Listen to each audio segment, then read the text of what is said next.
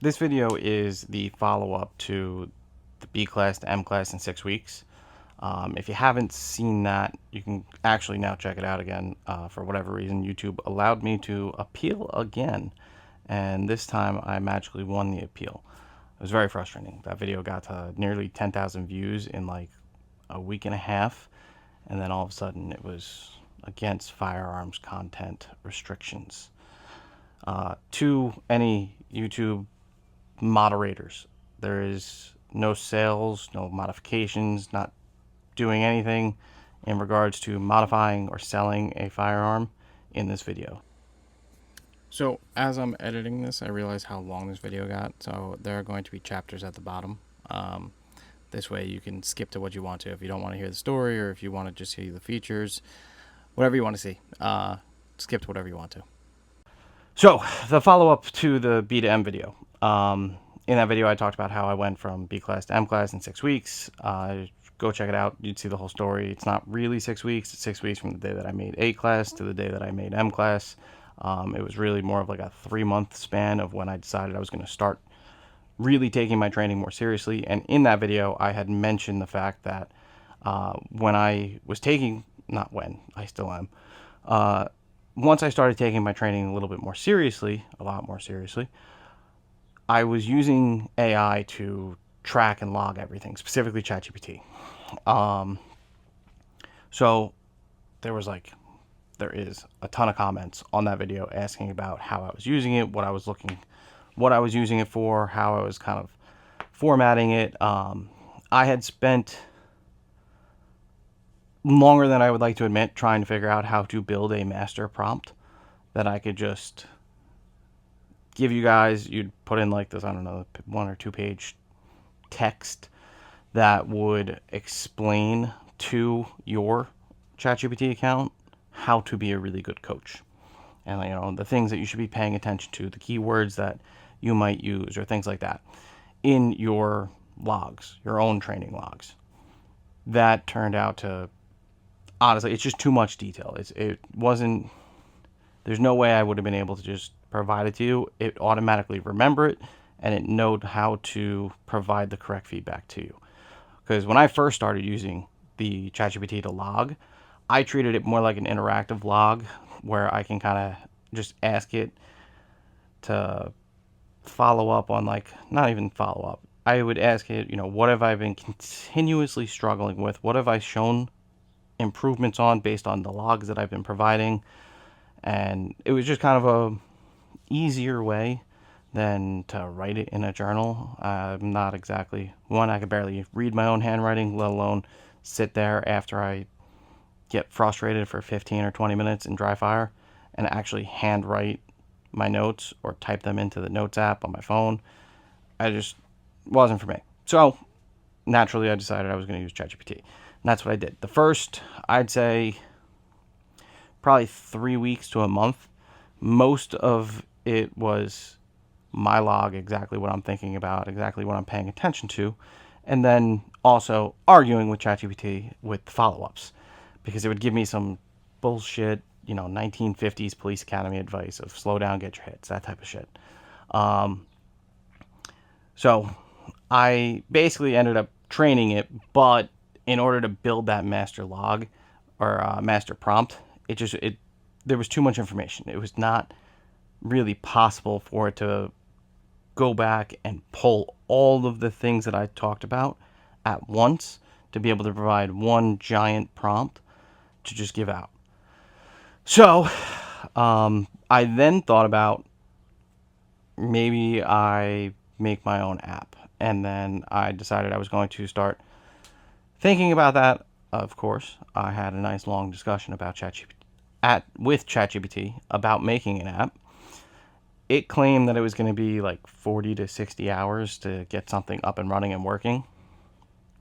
I wish I could say it only took that long. It was definitely way more annoying of a process than I thought it was going to be. That being said, it probably was right to get something functional that you could, log your dry fire, get a mediocre response back, and be able to check your history. That probably could have been done in about 40 hours. I may have went a little overboard on like this first release, so it's partially my fault. But it definitely took way more time and effort than I expected it to. Um, the app in its current form is allows you to log your dry fire. It allows you to log your live fire, review your matches, and I would highly recommend, if you're going to use the match feature, there's a little user guide in there that explains what the details you should provide about the match, and if you are not the winner of the match, you should provide it who that winner is. It allows the AI model to get a better understanding of where you're actually at. Because let's be honest, if you come in second place, but the guy who beat you is C class, and like whatever, we'll call him a sandbagging C class, we'll call him B class, whatever we want to say. It's very different when you shot 95% of him versus you shot against, I don't know, I'm not going to put anybody's names out there, but a really, really high level GM, and you shot 82% of them. That's a huge difference of which match shows better data, how far off pace you are, how far off of accuracy you are you giving up too many points, where are the biggest leaks, did you have one stage that you completely fell apart on. So definitely look at the user guide for that. The app does have two versions. There's a free version, which just allows you to do pretty much everything, but the shit costs money. So it's not going to let you use the review feature. There's a AI scorecard, which is way meaner than I meant for it to be. Maybe we'll figure that out. It basically tells me that I still suck. So if you come back with like a 3 out of 10 on reloads, I apologize. But even for me, it doesn't give me a very good score either, which I do struggle with consistency on reloads, so I probably deserve it. But it is not going to be... It's not going to be your local NRA instructor who's super nice to you. It's like, oh, you're doing such a great job. No, it's going to tell you, like, if you are honest with it, it is going to tell you that these are the areas that you still struggle the most with. You've improved in this area, but you still suck in this area. I actually had to tone it down from being as mean as it initially was. So little context on that. The app has been live for, I don't know, probably 5 or 6 weeks at this point. There's a decent number of people using it. So I was able to refine the coaching algorithm, or not an algorithm, I guess, the coaching model quite a bit in that time. I'm going to give you guys a demo of me actually using it. This way you can see the level of detail that I'm providing it based around my training. And I think the biggest, I guess I'll save that for the end. No, I'll talk about it now. The biggest thing with the app is it's not trying to replace a coach. Even though the name of the app is Dry Fire AI Coach. Because it is and it isn't. There's a difference between what you're able to provide it and what it's able to give you back versus what a coach is able to observe and choose multiple ways to articulate it to you, where one of them is going to sink in and you're going to be able to kind of understand it a little bit better. So you have to be extremely honest with this thing. It's not going to be able to call you out because it can't watch you. It can't watch everything that you're doing. The most true evidence it has is when you provide it match feedback. And if you tell it, oh, all of my dry fire sessions are amazing, I'm getting so much better, and then you do a match feedback and you get smoked by a B class, well, it's going to be hard for it to figure out, you said your training is good, you said everything is fast, it's accurate, it's great, blah, blah, blah. It's only going to work if you're honest with it. But circling back, so you have to be honest with it, and you have to be paying attention to what you're doing. Now, I had talked about that in the last video, is you have to be very, very deliberate about your training, and you have to be very conscious of what you're doing. The biggest benefit, ignoring all of the AI, all of the fancy shit. The biggest benefit I found to logging my training is that it forced me to think about it. I can basically guarantee 70 to 90% of you, if you're watching this video, you probably do some sort of training. Whether or not it's once a week, once a month, daily, twice a day, you're doing some sort of training. You wouldn't have clicked on the video without it. So most likely what you're doing is you are doing your training, putting your gun down, and going and doing something else. Totally fine. There's only so much time in a day that you can dedicate to a hobby. Let's be honest. There's like, I don't know, a dozen people who get paid to play this game.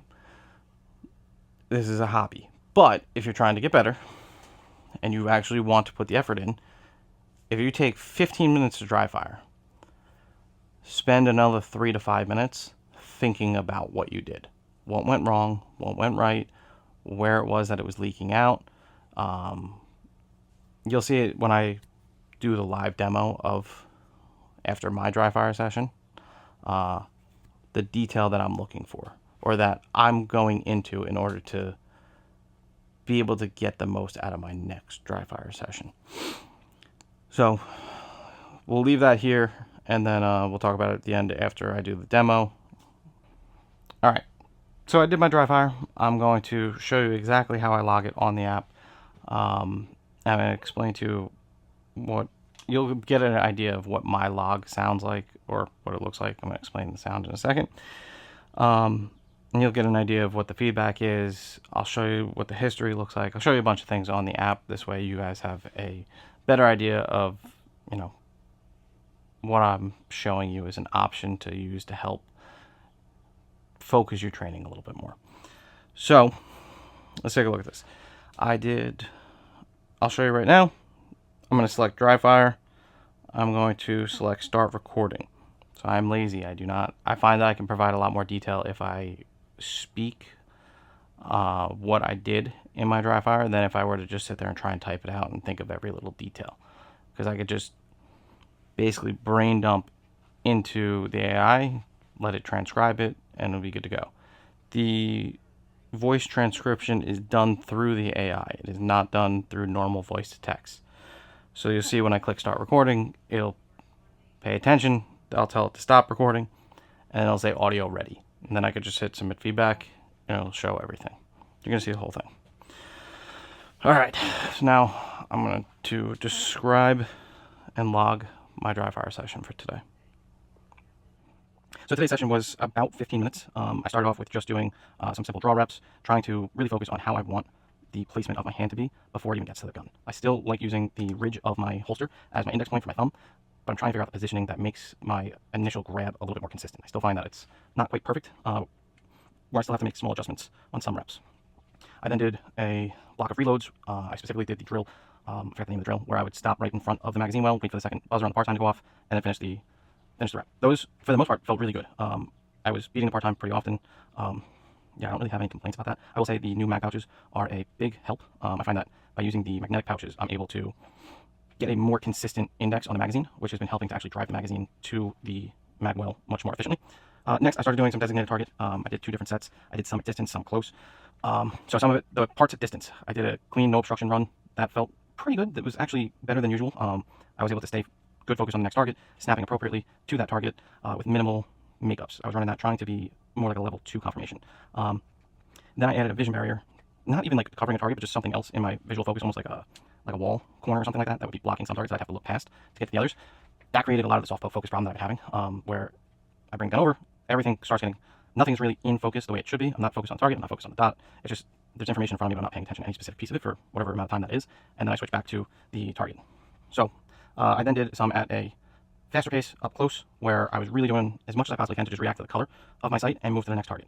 On just paper targets, that was really, I actually felt fantastic during that, which I know felt really good during that. And then I changed it to using a piece of steel as the designated target. That was much more difficult because then I was going from level 1 flash color to level 2. And I was having a hard time throttling back and forth.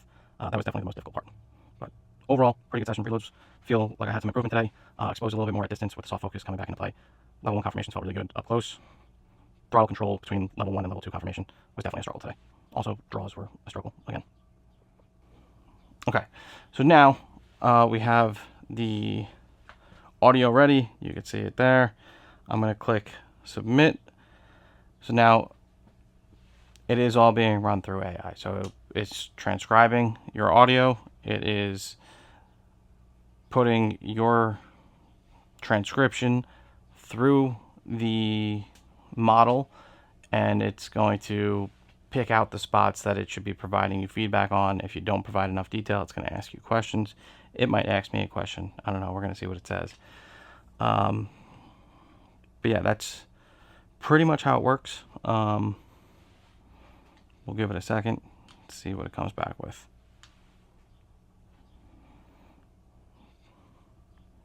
So you can see, here's the full transcription of everything that I just explained to it, what I was doing. Good stuff. Let you read it. All right, so you can see this is the full note of everything that I described to it. You can see, you can pause and you can read the whole thing if you want to. You can see everything that's coming back and explaining, kind of confirming what I'm saying, but also making sure that I sharpen it up and I pay attention to it the correct way. Giving me feedback for the next one, giving me feedback, or not feedback, giving me a recommendation for the next session, trying to give me things to pay attention to for the next session. If I didn't understand any of this in here, or if I didn't agree with it, I could send a follow-up. Unfortunately, with the follow-ups, those are not available to free members. Every submission you make does cost money, and it costs me money. This thing's brand new. It does not have any sponsors or advertisers or anything like that. So there's only so much I can give you for free. But for pro members, somebody who is using the subscription, you guys will be able to ask as many questions as you want, going back and forth with the AI. You'll see on here that I do have a training plan set up. Might have looked weird on the screen because I'm not showing you my personal email, because this is my personal account. All of my test accounts are the DryFire accounts, but whatever. You'll see my current plan. I can make adjustments to all of the information that it has. I can also ask questions around training, ask questions around gear. It's trained up pretty good on all the rules of USPSA. Trained up pretty good on the planning stuff. I do have a couple of just cool tools that I put in here. These are fairly easy to put together. Hit factor calculator. All the ones that currently exist annoy me that you have to click one for the alpha. Ideally, most of your hits should be alphas. So put in there, 10 targets, 2 pieces of steel. Put in your time, whatever it is. Say it's 12 seconds. It assumes that you have all alphas in the beginning, gives you your hit factor, gives you what the time it would cost if you would have the time factor of what a Charlie cost. Gives you all that information. You just got to add in, I had 5 Charlies. Now it shows my new hit factor, shows the updated time cost, assuming that hit factor. I can then save it, and I can save a bunch of runs, and I can kind of look back at it through my training session in Livefire. What else do I got in here? Stage planning calculator is kind of the same thing. Say there's a 10 target stage. There's 100 points available. We think it's going to be like 15 seconds to run it. Minor scoring. Then it's going to give us what the time cost is. Basically, most of you should not use this. I shouldn't use this. But you can, in theory, take a look at a stage and say, okay, is it worth making up a Charlie? If I can make it up instantly at a 30 split, technically speaking, it's worth it, but it kind of nets out to 0. Should I make up a delta? A delta is a 60 split. If I can't make up a delta in a 60 split, it's kind of a problem. Should be making up that delta. Tells you exactly how much time you have to do any of these things in order to essentially net out at the same hit factor. So if you have a mic, if you fix the mic, but it takes you 2.25 seconds, it basically nets out to be exactly the same. So again, it kind of gives you a decision guide too on what you should do. Most of you shouldn't use this. I shouldn't use this for the most part. Power factor calculator, just nice and easy. Gives you the power factor. Nothing too crazy here. Par time. The cool thing about this is you can set up a ladder. So like when I'm training the speed of my draw, a lot of times I'll do 5 reps at a second, 5 reps at 0.8, 5 reps at 0.6, and then back to a second. With the app, I can then just build that out, click play, and it'll do all 20 reps without having to adjust things on my normal timer. I didn't do a ladder today, so I used my normal timer, but that's really the main spot that I would use this for. If I did not have a timer, I would use it all the time because it is very useful in dry fire to have a timer. What else we got? Classification calculator. Obviously, this one's a little bit more complicated. The free version is a simple calculator. You just put in all your classifiers and it tells you what you need next. The AI screenshots. This is where it's a little bit more interesting. You can upload, 2 or 3 screenshots, whatever it takes for you to get all of your most recent 8 that are being counted. So make sure all of the Y flags are in there. This way it can see which 6 are being counted, which one's going to drop off next, which ones are not being counted. It'll tell you what you need to score. Like, let's say you're at 74%, but you got a 52 falling off. It'll tell you, okay, you only need 65% to make A class, whatever the math is. It'll do all that math for you. It'll then also tell you if you, assuming you give it the right screenshots, it'll tell you which ones you kind of suck at. Like if you suck at strong hand only or something that involves weak hand or multi-string, or it'll take a look at the classifiers that you've shot, what your scores are on those, which ones you did better on, which ones you did worse on. So that's kind of cool. Those are all the extra little tools that are in here. Then we have the actual reviewing of the progress. You can see in here, my current streak is 3 days in a row. I have 89 total logs, 28 total training days. Last trained was today. Longest was 10 days in a row. I can click review my progress. It'll then run a bunch of my last sessions and review what I'm doing. But I can also go back through and I can check each and every different type of it. So I reviewed my last 8 sessions, recurring issue vision collapse into dot steering, overcompensation, especially with clutter or pressure. So these are all the kind of cool things that I made a little bit better in the app as compared to trying to do this on your own with your ChatGPT and you having to teach it all of this stuff. So yeah, you can go through, you can check everything, you can sort it out by the type of logs that you have. And then finally, your skill scorecard. This is just something I added because it was it's actually harder to add than I thought. The idea in my head was a lot simpler. But it ranks you based off of where your skill levels are and what information you're providing it. I'm very hard on myself, so this thing is probably pretty mean to me. Probably a little bit better than it's saying, but not entirely. And then it goes through everything else. It goes through your training. You could set it to give you reminders. If you haven't trained in 2 days, it'll give you a little nudge like, hey, you should probably do some reps today. Milestones, how many logs you have, best streak, all that fun stuff. Yeah, that's pretty much it. The biggest thing, like we had already talked about, is making sure that you're providing enough detail so that you can think about what you're doing. If you just go in there and you just say, worked on draws and reloads, and click save, it'll save it. It's not going to give you much as far as feedback is concerned, and you can go back and you can use it as a history. It's totally up to you, whatever you want to do. If you want to get the most out of it, be as detailed as possible. And it's not even so much for the AI, it's for you and to think critically about what you're doing.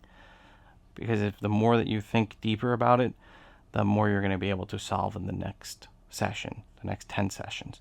It'll make you train smarter instead of just throwing a million reps at something until it kind of starts to work better. You will find that when you pay attention to it, you get significantly better, significantly faster when it's actual focused training. This helps you to focus. All of the AI features are a benefit. Just, it makes it a little bit easier, gives you a little bit more of a reason to think about it. You know, mine are kind of long, but I'm psychotic about it. Probably a minute to 1 to 2 minutes of giving the AI a feedback of what you're doing, probably more than enough. Now, with all of this being said, if you have any questions, comments, or concerns about the app, feel free to leave a comment. If you get any weird feedback where it doesn't really make sense or you don't really agree with it, you can either click the send feedback. If you click the little thumbs down, it'll ask you, what was wrong with it. That'll come to me. Or you can send me an email, dan@dryfireaicoach.com. Good luck. Let me know what you think. Yeah, appreciate you guys.